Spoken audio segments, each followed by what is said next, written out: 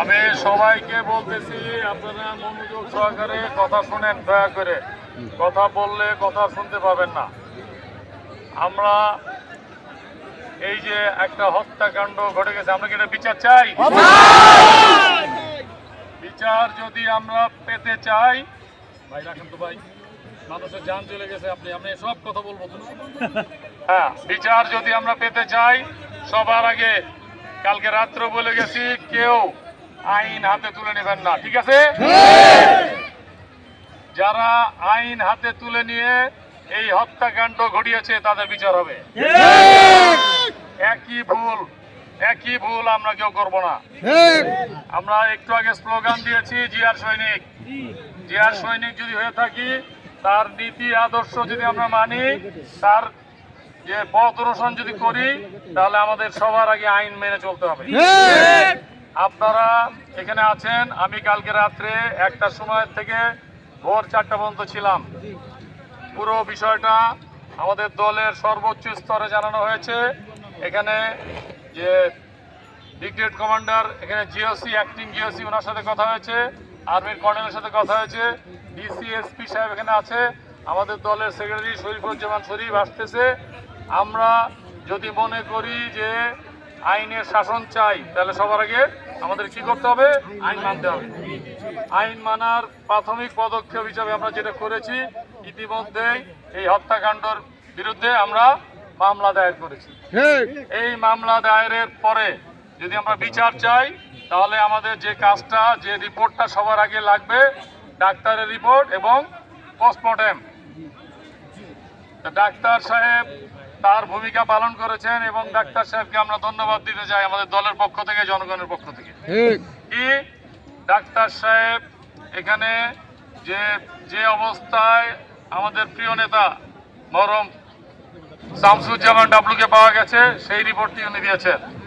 আমরা কোনো মিথ্যা কথা, মিথ্যা আশ্বাসের ভিত্তিতে পরিচালিত হইতে চাই না। দ্বিতীয় যে কাজটা আমাদের লাগবে, এখন পোস্টমর্টেম করতে হবে। হ্যাঁ, আমাদের সুরথাল রিপোর্ট হবে, পোস্টমর্টেম রিপোর্ট হবে। আমি এখানে এসেছি, আপনারা যদি আশ্বাস দেন, আমি এই যে বিচার হবে, এই বিচারের প্রতিশ্রুতি দেওয়ার মালিক আমি না। কেন? আমরা সরকারে নাই। সরকারে যারা আছেন তাদেরকেই প্রতিশ্রুতি দিতে হবে এটার সুষ্ঠু বিচার হবে। ঠিক? সরকার বলতে বুঝি জেলার এসপি, ডিসি সাহেব এবং এসপি সাহেব স্ট্যান্ড বাই আছেন। তারা প্রতিশ্রুতি দিয়েছেন এটার বিচার করবেন। এখন আপনারা অনুমতি দিলে ওনারা আসবেন, আপনাদের সামনে প্রতিশ্রুতি দিবেন যে এটার বিচার হবে। কিন্তু সাথে সাথে এই ময়না তদন্তের জন্য আমাদেরকে এখান থেকে মৃতদেহ আমাদেরকে জেলায় নিয়ে যেতে হবে, কারণ জীবননগরে এই পোস্টমর্টেম করার কোনো ব্যবস্থা নাই। এটা সবাই জানেন, এখানে মিথ্যা কথার বিষয় না। আর আমাদের নেতা, আমাদের রক্তক্ষরণ সবচেয়ে বেশি হচ্ছে। দীর্ঘ 15 বছর 16 বছর আমরা সংগ্রাম করেছি একটা কাজে, যে কেউ যেন আইন হাতে তুলে নিতে না পারে, সেই চর্চা যেন অব্যাহত না থাকে। সেজন্য আমরা সংগ্রাম আরও যদি কোথায় করব, কিন্তু সাথে সাথে এই আইন আমরা নিজের হাতে তুলে নেব না। এই কথা আপনারা দিচ্ছেন? বিশেষ করে ছাত্র দল, যুব দল, স্বেচ্ছাসেবক দল, শ্রমিক দল, কৃষক দল সহ অঙ্গ সংগঠনে যারা আছেন, তাদেরকে বলবো এক জায়গায় না থেকে ছড়িয়ে ছিড়িয়ে থাকবেন পুরো ওই গুড়ি থেকে। এখানে যেন তৃতীয় পক্ষ ঢুকে আমাদের ঘাড়ে বন্দুক রেখে কিনো ঘোলা পানিতে মাছ শিকার করতে না পারে। হচ্ছে, আমি গতকাল বলে গেছি, আমরা স্লোগান দিতে পারি, চিৎকার চেঁচামেচি করে আমাদের দুঃখ প্রকাশ করতে পারি, কিন্তু আইন হাতে তুলে কেউ ঢিল মারবেন না। লাভ হবে না, ক্ষতি হবে, জিনিস অন্য জায়গায় প্রবাহিত হবে। আমাদের বিএনপি নেতা কর্মীদের সাথে একটি বাহিনীকে মুখোমুখি দাঁড় করিয়ে দেওয়ার চেষ্টা করা হচ্ছে। বাহিনীর কোনো দোষ নাই, ব্যক্তির দোষ। ব্যক্তির দায় বাহিনী নেবে না।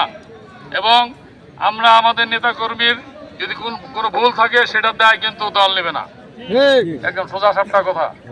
আমি আপনাদের সাথে দীর্ঘ 17-18 বছর ধরে রাজনীতি করছি। যদি আমার প্রতি আপনাদের বিন্দু মাত্র শ্রদ্ধা থাকে, তাহলে দয়া করে কথা শুনবেন। এবং আমাদের সেক্রেটারি সাহেব আসছেন, এখন আপনারা লম্বা করে সরে যাবেন। ডিসিএসপি সাহেবকে আমি বললে ওনারা আসবেন, কারণ বিচারের প্রতিশ্রুতি ওনাদেরকে দিতে হবে। কারণ বিচার করার এখতিয়ার আমরা নাই, আমরা সরকারে নাই। তা আমরা কি আপনাদের পক্ষ থেকে অনেক প্রতিশ্রুতি দিব আসার জন্য ডিসিএস থেকে। তাহলে দয়া করে আপনার এই সামনে যারা আছেন একটু সবাই লম্বা করে একটু দূরে যান, আমাদের কথা শুনেন, আর এই পাশে সরে যান যেন ডিসিএসপি সাহেব আসতে পারেন।